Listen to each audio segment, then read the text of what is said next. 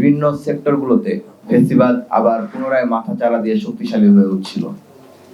তখন আমরা চিন্তা করছিলাম যে রাজনৈতিক দলগুলোর বাইরে যে আমরা কিছু করতে পারি কিনা। সেই তার ধারাবাহিকতায় আমরা বিভিন্ন সংগঠনের সাথে যোগাযোগ করি।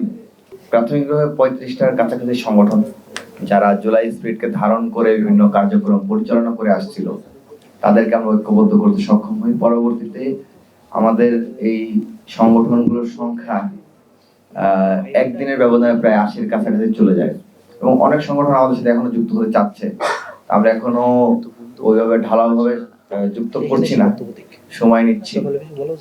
আমাদের উদ্দেশ্য প্রথম উদ্দেশ্য নির্ধারণ করেছিলাম আওয়ামী লীগকে নিষিদ্ধকরণ এবং শাপলা গণহত্যা, জুলাই গণহত্যা, পিলখানা হত্যাকাণ্ড সহ সকল অপকর্মের বিচার এবং জুলাই ঘোষণাপত্রটা নিশ্চিত করা। আপনারা দেখেছেন আমাদের জোট গঠনের 4 বা 5 দিনের মধ্যে আমরা আওয়ামী লীগকে নিষিদ্ধ করতে সক্ষম হয়েছি। আমরা জুলাই ঘোষণাপত্রের প্রতিশ্রুতি আমরা ইতিমধ্যে পেয়েছি। গভর্নমেন্ট আমাদেরকে প্রতিশ্রুতি দিয়েছেন যে তারা 30 কার্য দিবসের মধ্যে জুলাই ঘোষণাপত্র প্রদান করবেন।